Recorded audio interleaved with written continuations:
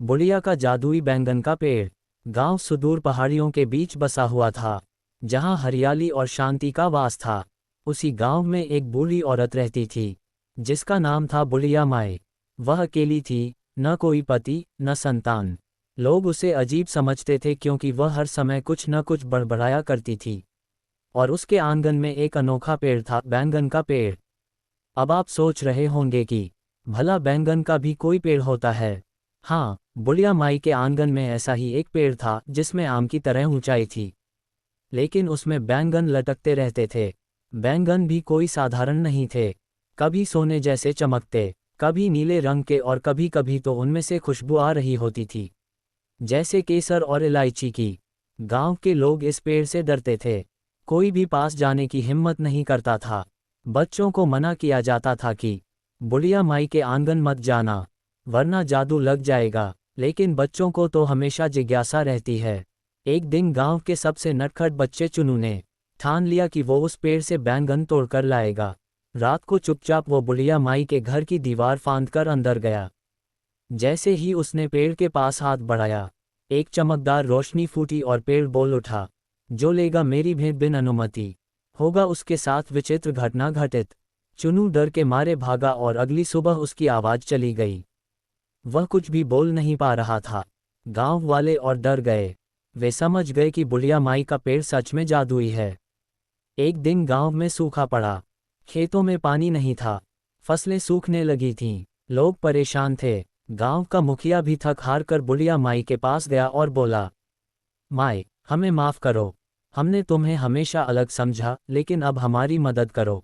तुम्हारे पेड़ में कोई जादू है, क्या वह हमें इस संकट से बचा सकता है?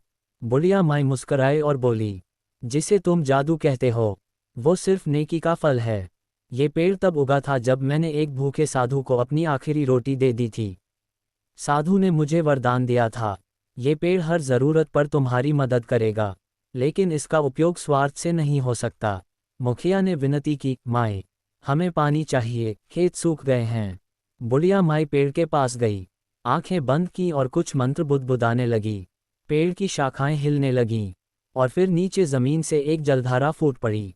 गांव के लोग दौड़कर आए और देखा कि बुढ़िया माई के आंगन में कुएं जैसी जलधारा बह रही है। सब चौंक गए। बुढ़िया माई ने कहा, ये जल तुम ले सकते हो, लेकिन हर बाल्टी के बदले एक अच्छा कर्म करना होगा, किसी भूखे को खाना, किसी गरीब को कपड़ा।